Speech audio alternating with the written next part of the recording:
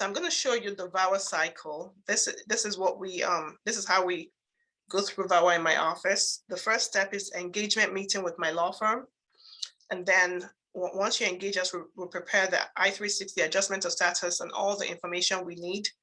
The first thing we get is a receipt of the petition, which means that USCIS received it and they accepted it. That's actually a big deal because USCIS is very finicky. You know, they're known for returning petitions for just reasons sometimes caused by them. You know, Tanya is nodding her head, yep. So when we get the receipt, it's joyful because it means everything went well, they got it, and they've accepted it. So the next step typically is, sorry about that, is either you get your biometrics, hang on, where did that go? Either you get your biometrics or, sorry, the biometrics, right, which is when you get your fingerprints. And these days, if you have a prior altercation with USCIS, maybe somebody has filed for you before or something, they're waiving it because of COVID. But if they don't waive it, you just need to go to a field office, get your fingerprints taken, and that's it.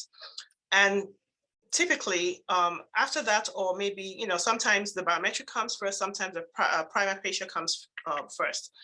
But you get the prima facie determination, which means that USCIS, they haven't decided your case because it's going to take them 24 months. However, they've reviewed it and they feel you've made a preliminary showing of abuse.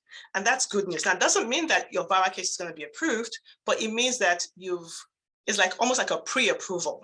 We've seen this, okay, we hear you, we'll look at it some more later, but for right now, we're giving you this prima facie because you've made a baseline showing of abuse.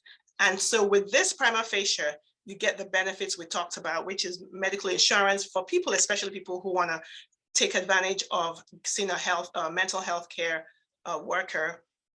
You're able to get maybe food stamps, housing, whatever you need. And this is state specific. So within 6 to 8 months, you get a work permit and you get your travel authorization if you applied for those. And then typically within 18 to 24 months, we get the VAWA approval, and then you get the deferred action, which means that you have some protection against deportation. If you file for an adjustment of status at the same time, you are now scheduled for your adjustment of status interview. You get your green card after 3 years, you apply for citizenship, which is fantastic because remember that if your spouse were to, if your parent filed for you, or you got it through a job, or you know, you would wait 5 years. But under VAWA, once you get your green card, you wait 3 more years and you become a US citizen.